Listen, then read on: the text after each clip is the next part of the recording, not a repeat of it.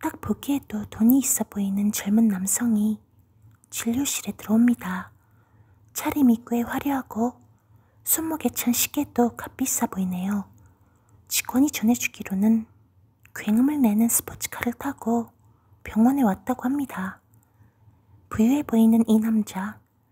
그런데 말투는 뭔가 짜증이 잔뜩 섞여 있어서 불편함을 주네요. 그가 한마디 합니다. 원래 이런 데 와서 진료 보는 사람이 아닌데 요즘 일이 너무 안 풀리다 보니 예민해져서 밤에 잠도 안 와서 왔어요. 주변에서 정신과 가면 도움이 될 거라고 하는데 이건 뭐 내가 여기서 이야기한다고 지금 스트레스 받는 문제가 해결되는 것도 아니고. 정신과 의사도 사람인지라 이쯤 되면 짜증이 올라옵니다. 그래도 예의를 갖추고 어떤 스트레스를 받는 상황인지 물었습니다. 그러자 돈 문제를 이야기하네요. 누가 봐도 돈이 많아 보이는데 돈 때문에 우울하고 화가 난다니. 사연을 더 들어봤습니다. 그는 과거 가상화폐로 큰 돈을 벌었다고 합니다. 그런데 이번에 가상화폐 가격이 출렁이었을 때는 예측을 잘못해서 큰 돈을 손해봤다고 하네요. 액수를 들어보니 말도 못하게 큰 돈입니다. 의사 입장에서도 그 정도 돈을 잃었으면 정말 많이 심각하겠다는 느낌이 들었죠. 하지만 이야기를 끝까지 들어보니 반전이 있습니다. 실제 돈을 투자했다가 잃은 건 아니고요. 가치가 떨어질 것이라고 생각해서 투자를 안 했는데 오히려 많이 올랐으니 벌지 못한 만큼 손해를 봤다고 생각해요. 돈 생각만 하면 화가 나서 밤에 잠도 안 옵니다. 돈, 인생에서 중요합니다. 살아가려면 의식주가 기본인데 이 모든 걸 위해서는 돈이 필요하죠. 돈이 없으면 우리 삶은 피폐해질 수밖에 없습니다. 삶의 질이 떨어지면 정신 건강도 위험해집니다. 그러니 적당한 돈은 정신 건강을 위해서도 필요한 셈입니다. 실제 정신과 진료를 하다 보면 돈 때문에 힘들어 찾아오는 경우가 많습니다. 그런데 아이러니한 건 정말 삶이 어려울 정도로 돈이 없는 경우에는 정신과에 잘 오지 않는다는 겁니다. 실제 경제적으로 낙후된 지역일수록 정신과 의원은 오히려 적습니다. 대도시의 정신과가 밀집해 있다는 건 돈이 모이는 지역에 오히려 정신과 진료에 대한 수요도 높다는 말이 됩니다. 생각해보니 우리나라가 경제적으로 어려웠던 시기에는 사회적으로 우울증에 관한 이야기도 별로 없었습니다. 삶이 어려울 때는 당장 눈앞에 닥친 문제를 해결하는 데 치열하게 뛰어들게 되는 까닭에 마음의 우울함을 챙길 겨를이 없습니다. 우울증에 대한 것도 우리가 어느 정도 먹고 살만할 때 고민하게 됩니다. 인간은 사회적 동물이기 때문에 다른 사람과의 관계에서 안정감과 불안감을 동시에 가집니다. 내가 속한 집단 내에서 경쟁을 통해 더 노력하고 나은 성과를 얻어야 안전하다고 느낍니다. 치열한 사회일수록 이런 경향은 뚜렷해지는데 지금 우리가 사는 대한민국은 특히 그러합니다. 씁쓸하지만 노력의 성과를 가장 쉽게 알 수 있는 지표가 돈입니다. 그렇기에 돈이 없어서, 정확히는 상대적으로 적어서 정신적으로 고통스럽다는 이야기는 틀린 이야기가 아닙니다. 밤에 잠이 오지 않고 생각이 복잡해지고 기분이 우울하고 마음이 불안하고 식욕이 떨어지고 만사 의욕이 없어집니다. 내가 성공에 대한 집착이 강하면 강할수록 상대적으로 돈이 없을 때 받는 정신적 고통 또한 커집니다.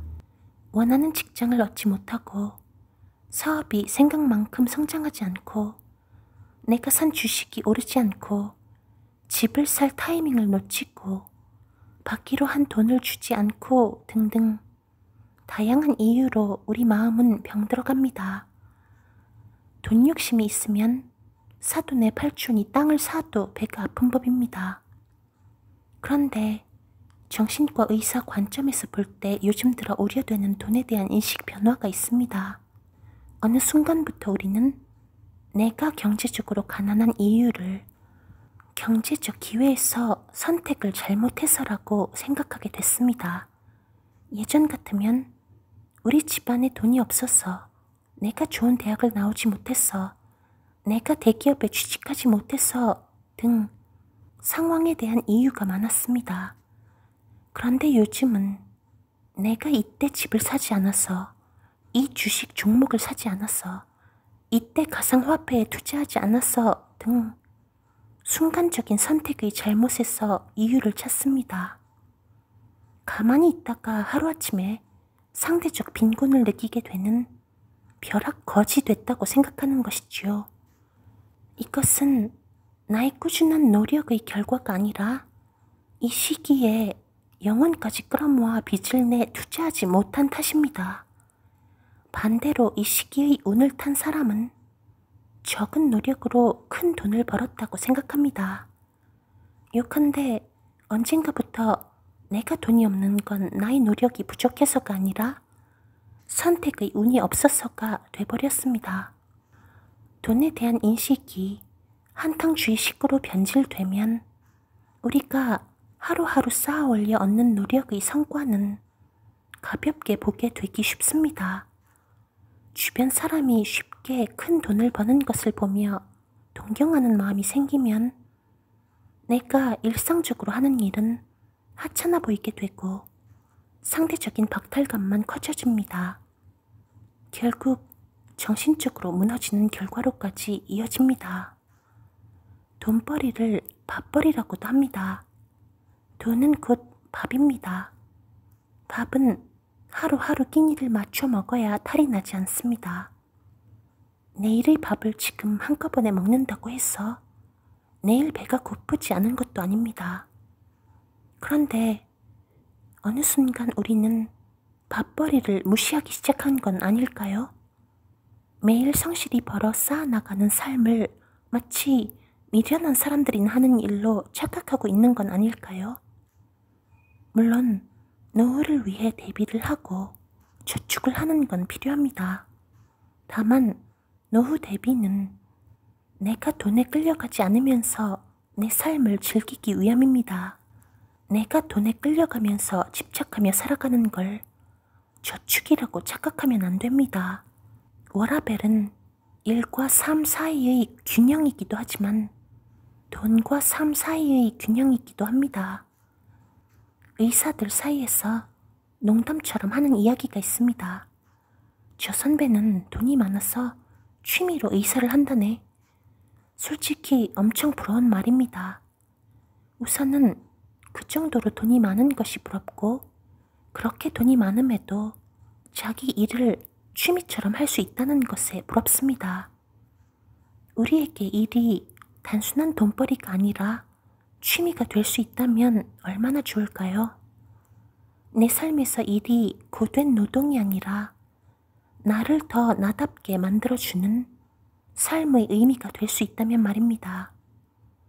어쩌면 그 선배는 돈이 많아서가 아니라 그런 마음가짐을 가질 수 있었기에 일을 취미로 할 수 있었던 게 아닐까 하는 생각도 듭니다. 내가 지금 하는 일을 소중하게 여길 수 있다면 가상화폐나 주식으로 떼돈을 번 것보다 더 부자입니다. 평생에 걸쳐 즐거움과 돈을 함께 얻을 수 있을 테니까요.